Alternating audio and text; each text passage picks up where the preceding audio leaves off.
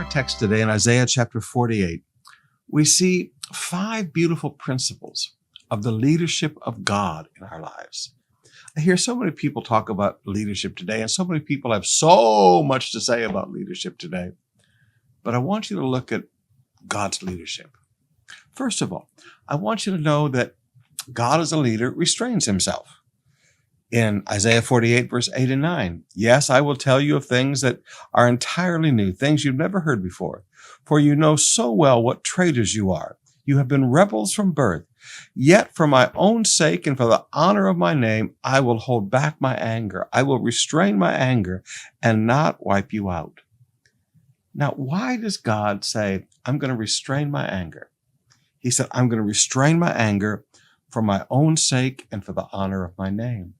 Now, there's a good principle of leadership to remember, because sometimes, people are so rebellious and they're such liars, you just like to lose your patience. But God says, no, for my own honor and for the sake of my name, for the sake of my reputation, I will restrain my anger. Okay, so little anger management class there, folks. Restrain your anger for your sake and for the sake of your reputation. Secondly, verse 11, I will rescue you for my sake. Yes, for my own sake. I will not let my reputation be tarnished, and I will not share my glory with idols. Why do you rescue people in their failure and sin? For the sake of your own reputation. So that sounds very selfish, but that's God's leadership. God forgives and rescues his people for the sake of his own reputation. A person looked at me one time and said, Pastor Sumrall, you're way too forgiving. And so I was beginning to feel pretty bad about that lately. Oh, Pastor Sumrall, you're too kind, you're too forgiving, da-da-da-da. You need to be harsher on these people. You need to. And I got to thinking when I read this passage, God forgives us and rescues us for his own sake, for the sake of his reputation. There's another thought to think about in leadership.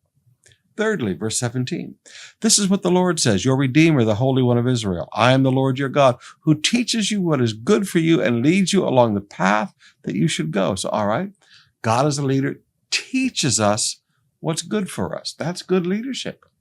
He doesn't teach us what's best for him. He teaches us a lifestyle that's good for us.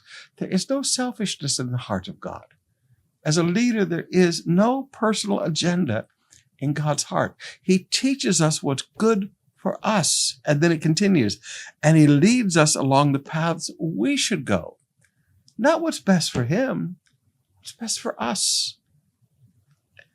Beautiful principles of leadership. What do you teach the people? You should not be teaching people things that helps you. You should be teaching people things that helps them. And you should be leading them in a path that helps them. Then he continues in verse 4 and 5. But I replied, my work seems so useless. I've spent my strength for nothing and to no good purpose. Yet I leave it all in the Lord's hand. I will trust God for my reward. And now the Lord speaks. The one who formed me in my mother's womb to be his servant, who commissioned me to bring Israel back to him.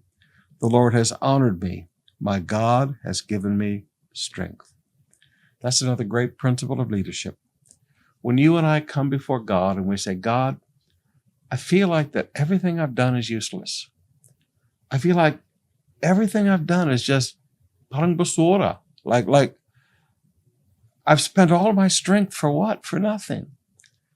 And God reminds us, leave it all in my hands. Remember, we have a beautiful promise over the new covenant. Your labor in the Lord is never in vain.